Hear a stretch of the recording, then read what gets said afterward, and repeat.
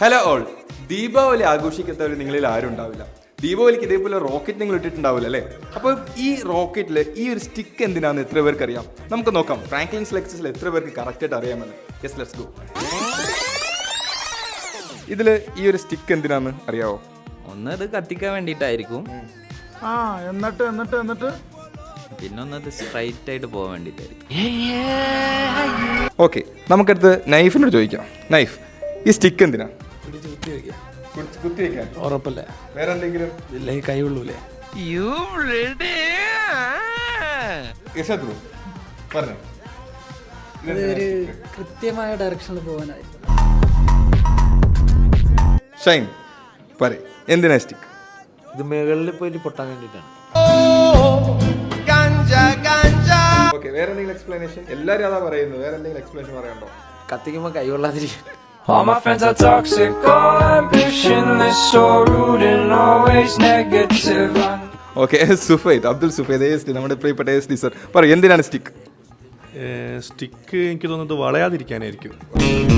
ഇട്ടിപ്പെട്ട് സാധനം വളഞ്ഞത് തന്നെ. പിന്നെ അതുപോലെ തന്നെ ഇത് കുറച്ച് ദൂരം കൂടുതൽ പോകാനായിരിക്കും. ഓ, നിന്റെ ബുദ്ധി വിമാനമാണല്ലോ. വിമാനമല്ല, റോക്കറ്റ്. ഫിസിക്സ് സാറാണ്, സുഫൈദ് സാറിന് ചോദിക്കാം, എന്തിനാണ് സ്റ്റിക്ക്? ഇത് സിലബസിൽ ഇല്ലായിരുന്നു.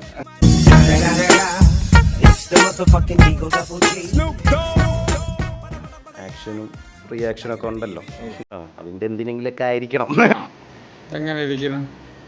ഷെഫീഖ് സാർ നമ്മുടെ മലയാളി ഇലോൺ മസ്ക് എന്നാണ് നമ്മൾ പറയുന്നത്. മലയാളി ഇലോൺ മസ്കിനോട് ചോദിക്കാം. മലയാളി ഇലോൺ മസ്ക് സാർ പറയൂ, എന്തിനാണ് സ്റ്റിക്ക്? ഇതൊന്നും സ്റ്റെബിലിറ്റി ആയിരിക്കാം. വല്ല ഫ്രാങ്കി ആയതുകൊണ്ട് വല്ല എയറോഡൈനാമിക് സ്ട്രക്ചറോ. ഡിജിറ്റൽ മാർക്കറ്റിംഗ് എഞ്ചിനീയർ അജിനോട് ചോദിക്കാം. അജിൻ പറയൂ, എന്തിനാണ് സ്റ്റിക്ക്? ഇത് സത്യം പറഞ്ഞാല് ഇത് അതിന്റെ നേരായ ദിശയെ പോകാൻ വേണ്ടിയിട്ടാണ് ഈ സ്റ്റിക്ക് കൊടുത്തത്. പക്ഷെ ഇത് പൊന്തൂല. ഇതിന്റെ മുകളിലൊരു സാധനം അത് അവര് വെക്കാൻ പറഞ്ഞത്. എന്റെ ഭഗവാനെ, എന്താ ഇതിന്റെയൊക്കെ അർത്ഥം? അല്ല, കോൺ എന്തിനാ?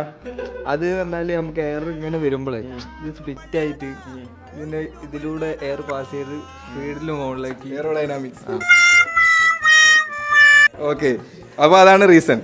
ഓക്കെ, സോ അപ്പോൾ ഇവിടെ ഒരുപാട് കാരണങ്ങൾ നിങ്ങൾ കേട്ടു. ഇനി നമുക്ക് നോക്കാം എന്താണ് കാരണമെന്ന്. നിങ്ങൾക്ക് എന്താണ് കാരണമെന്ന് തോന്നുന്നെങ്കിൽ നിങ്ങൾ തീർച്ചയായിട്ടും എന്ത് ചെയ്യുക, കമൻറ്റ് ചെയ്യുക.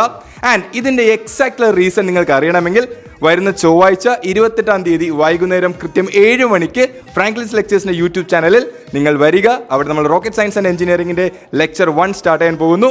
സോ ഈ സീരീസ് ഓഫ് ലെക്ചറിൽ നിങ്ങൾ കാണുക, പഠിക്കുക, അറിവ് നേടുക. അപ്പോൾ എല്ലാവരും ലൈവിൽ കാണാം. ബൈ.